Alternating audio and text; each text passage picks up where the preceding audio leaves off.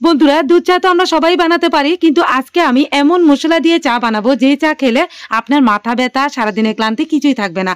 আপনি কিন্তু এই চায়ের একদম ফ্রেন্ড হয়ে যাবেন।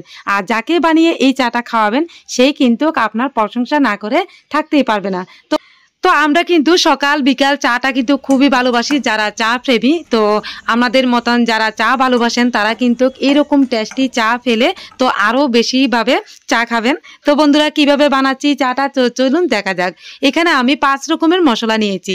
তো আমরা তো দুধ চা এমনিতেই বানিয়ে ফেলি চা পাতা, চিনি, দুধ দিয়ে, কিন্তু এরকম মশলা দিয়ে যদি আমরা চা বানিয়ে থাকি তাহলে আমাদের মাথা ব্যথা, সারাদিনের ক্লান্তি একদম দূর হয়ে যাবে।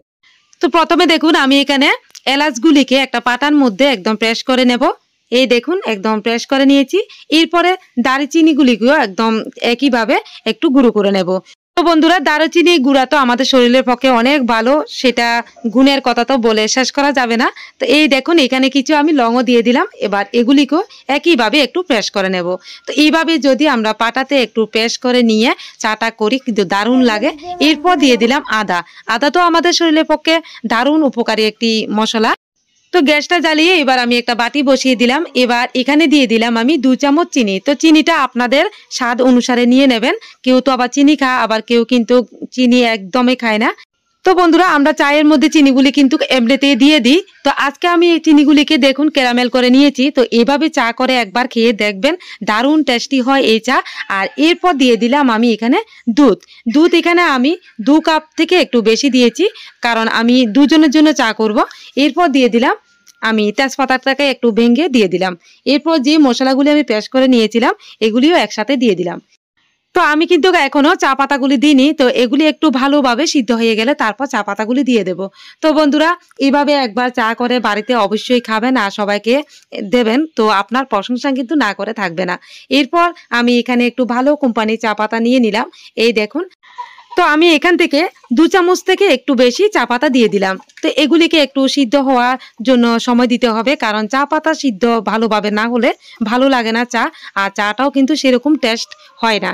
তো বন্ধুরা, আমাদের হাজব্যান্ডরা যখন বাড়িতে বিকেলে অফিস থেকে হোক যে কোনো জায়গা থেকে ফিরে এসে যদি এরকম একটা চা পায় তাহলে তাদের যে সারাদিনের ক্লান্তি, মাথা ব্যথা কিন্তু কিছুই থাকবে না।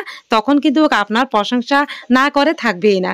এই দেখুন, আপনাদের সাথে কথা বলতে বলতে আমার কিন্তু চা পাতা একদম সিদ্ধ হয়ে গেছে।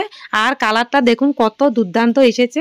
কালারটা কিন্তু একদম খুবই লোভনীয় হয়েছে। দেখুন, খুব ভালো হয়েছে। তো এরকম ভাবে যদি আমরা বাড়িতে চা বানিয়ে আমাদের হাজব্যান্ড বা যে কোনো মানুষকে যদি আমরা এইভাবে চা বানিয়ে দিই তাহলে তারা কিন্তু আমাদের প্রশংসা না করে যাবেই না। তো চাটাকে কিন্তু বেশি বেশি করে নাড়াতে হবে, তাহলে চায়ের স্বাদ কিন্তু আরো বেশি বেড়ে যাবে। তো বন্ধুরা, চলুন, চা কিন্তু হয়ে গেছে। এবার কাপের মধ্যে ঢেলে নিই চা খাওয়ার জন্য। তো আমার কিন্তু মানে দুর্দান্ত লাগছে এই চাটা দেখে। আমার ইচ্ছে করছে 2 কাপ আমি নিজে খেয়ে নিই। তো আপনারা যদি এই চা একবার বাড়িতে বানিয়ে খান তা আপনারা কিন্তু একদম এই চায়ের একদম ফ্রেন্ড হয়ে যাবেন। তো আমি একদম গ্যারান্টি দিয়ে বলতে পারি। এই দেখুন কি দুর্দান্ত কালার এসেছে। আর চায়ের সাথে যদি এরকম বিস্কিট থাকে তাহলে একদম বিকেল বেলা যে চায়ের আড্ডা একদম জমে যাবে।